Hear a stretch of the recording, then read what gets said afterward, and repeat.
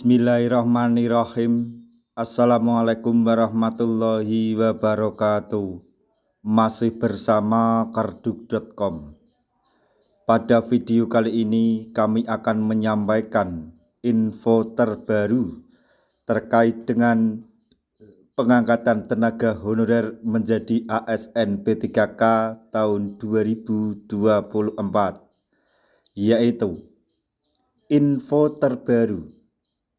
Tenaga honorer dalam database BKN yang terverifikasi TMS masih tetap kebagian jatah NIP P3K penuh waktu, asal penuhi syarat ini. Untuk mengetahui kelanjutannya silahkan simak video ini sampai selesai. Tapi sebelum kami lanjutkan, bagi rekan-rekan yang baru menemukan channel ini, tekan like dan subscribe-nya, dan juga tekan lonceng notifikasinya supaya nanti bisa mengetahui informasi terbaru terkait dengan seleksi P3K atau pengangkatan tenaga honorer menjadi ASN P3K tahun 2024. Sekarang mari kita simak dan cermati penjelasan yang ada di video ini supaya nanti tidak gagal paham.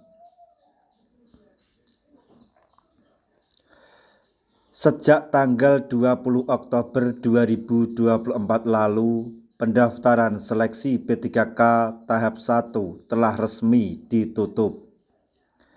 Dengan begitu, non-ASN kategori pelamar prioritas XTHK 2 dan tenaga honorer yang telah masuk di database BKN tidak bisa lagi melakukan pendaftaran.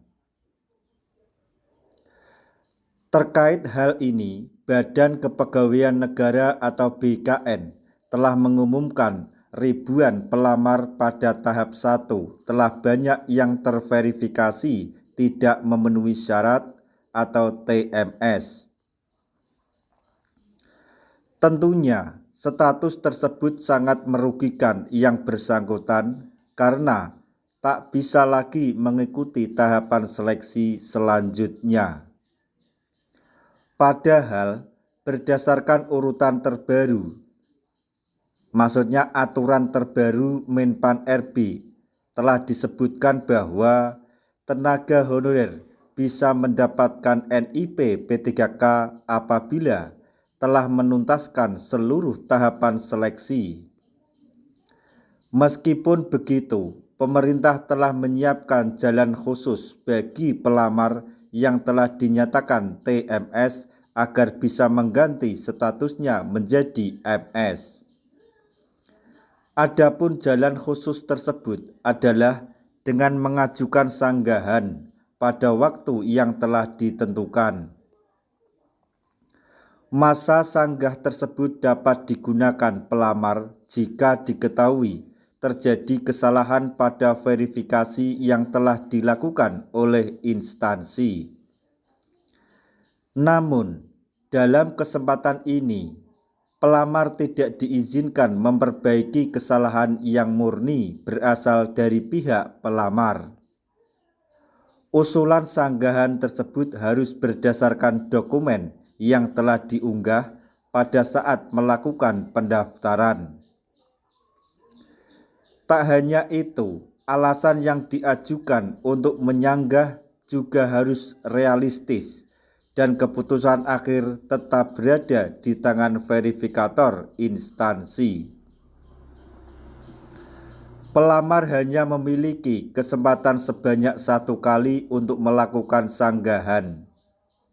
Adapun proses pengajuan sanggahan tersebut adalah sebagai berikut. 1.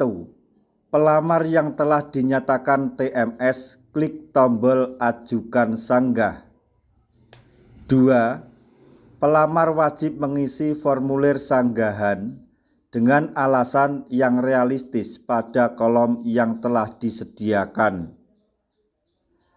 3. Pastikan seluruh persyaratan yang dinyatakan tidak valid sudah jelas dijelaskan. Kemudian centang disclaimer.